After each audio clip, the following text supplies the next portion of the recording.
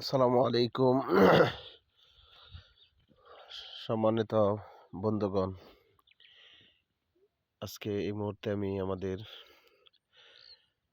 পূর্বদলার হাওরে দাঁড়িয়ে আছি, আমাদের গ্রামের বাড়িতে বারহা।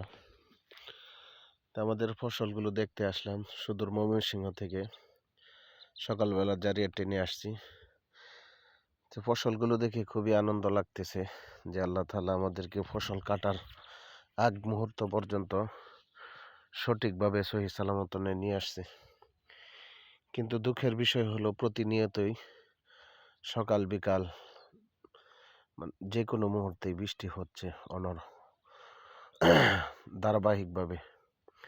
এই জন্য একদিক দিয়ে আনন্দ লাগতেছে যে ফসলগুলো আমরা কাটতে পারবো, আরেক দিক দিয়ে টেনশন হইতেছে যে রাত্রে যখন বৃষ্টি আসে তখন মনে হয় এই মুহূর্তে হয়তো বা শিলা বৃষ্টি এসে ধ্বংস করে দিবে। তো যাই হোক, আল্লাহ তাআলার কাছে ফসল লাগানোর পূর্ব থেকেই দোয়া করতেছিলাম যেন আল্লাহ তাআলা আমাদের ফসলগুলো হেফাজত করে।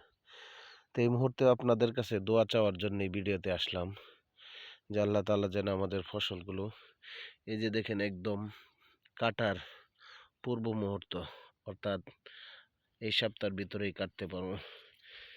এখন যেহেতু আল্লাহ তাআলা আমাদেরকে কাটার আগ মুহূর্তে নিয়ে আসছে, তো এই ফসলগুলো যেন নষ্ট না হয়, আসমানি কোনো বালা মুসিবতে যেন নষ্ট না হয়, এই জন্য আপনাদের কাছে পুরো দেশের কৃষক ভাইদের পক্ষ থেকে দোয়া প্রার্থনা করতেছি যেন আল্লাহ আমাদের ফসলগুলো হেফাজত করেন।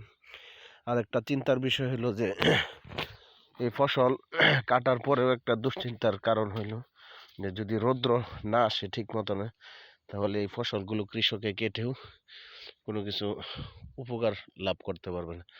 কারণ রৌদ্রে যদি শুকাইতে না পারে তাহলে ফসল কেটেও কোনো উপকারে আসবে না। এই জন্য সার্বিক পরিস্থিতি বিবেচনা করে দেশ ও প্রবাসে যারা আছেন সবার কাছে দোয়া প্রার্থনা করে দেখেন, মানে বাস্তব হলো যে যদি ফসলের কাছে আইসে দেখতেন কি অনুভূতি হয়, তাহলে এটা সরাসরি আসলে বোঝা যাইতো। এই জন্য বিশেষ করে প্রবাসী ভাইদের কাছে দোয়া চাই, আল্লাহ যেন আমাদের কৃষক ভাইদের দেশ ও জাতির রিজিকগুলো সার্বিকভাবে যেন হেফাজত করেন। আমিন ওয়া আখিরি দাওয়ানা আলহামদুলিল্লাহি রাব্বিল আলামিন।